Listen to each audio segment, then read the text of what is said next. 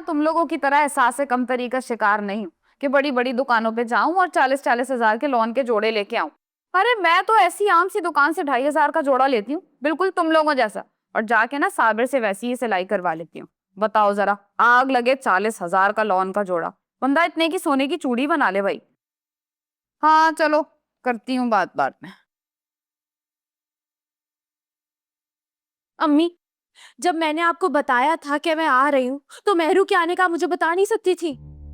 बताने वाली कौन सी बात, तुम अपने घर वापस आ रही। तुम्हारे अब्बा ना बहुत गुस्से में, कह रहे हैं कि राफे से मंगनी हो गई है बुरूज की। इस तरह बीजान के घर जाके जवान बच्ची का रुकना मुनासिब नहीं लगता।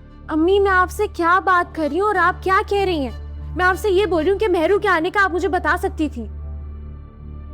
कुछ कहा है तुम्हें मेहरू ने? लेकिन वो तो तुम्हारे आने से पहले ही चली गई थी।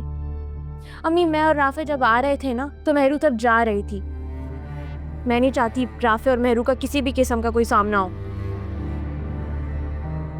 कोई बात है जो छुपा रही?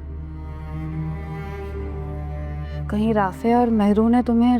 अम्मी, कुछ नहीं कहा, लेकिन राफे की आंखें मेहरू से बहुत कुछ कह रही थी। अम्मी, आप नहीं जानती, मुझे बहुत डर लगता है मेहरू से। मुझे लगता है वो राफे को फिर से मुझसे छीन लेगी। उरूज, अपने दिमाग से ना ये फजूल के ख्यालात निकाल। इंसान जैसा सोचता है ना वैसे ही उसके साथ होने लगता है। ये बात समझ क्यों नहीं आती तुम्हें कि अब तुम राफे की जिंदगी में हो, मेहरू नहीं है।